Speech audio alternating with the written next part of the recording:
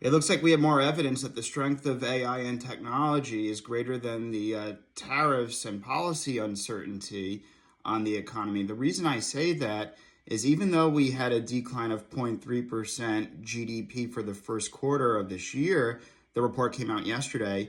We had very strong earnings reports from not only Google, but yesterday's Meta and Microsoft and their data center investment and capital expenditure investment on data centers for artificial intelligence. Meta is upping it to 64 to 72 billion for this year, and Microsoft's maintaining it at $80 billion for this year. This is very, very large.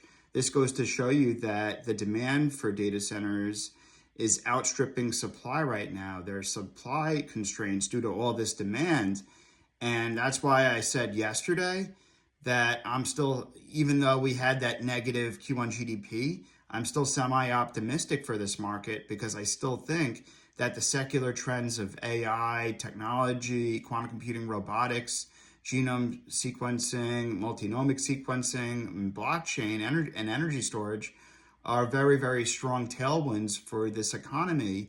And look, obviously, once we get through this rolling recession that I think and Kathy Wood thinks started in 2022 due to high inflation when the Fed raised interest rates 22-fold, the highest rate of increase pretty much ever in terms of percentage. Obviously, during the early 80s and late 70s, the inflation rate was higher, but the rate of increase from 22 to 2023 was pretty substantial, and that caused rolling recessions in housing, manufacturing, and cars.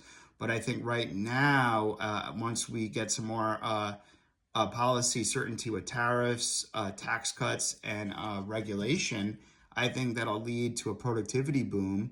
We're already seeing AI training costs decline 75% year over year. And I think we're going to have this productivity boom. And we've also seen a very narrow participation in stocks, mostly big tech like Meta, AI, Amazon, NVIDIA. And now I think some smaller innovative growth companies will take the baton from here. We're already seeing good technicals in this market. The last few weeks, we've seen more advancing stocks than decliners, and that's good momentum, at least on a technical basis.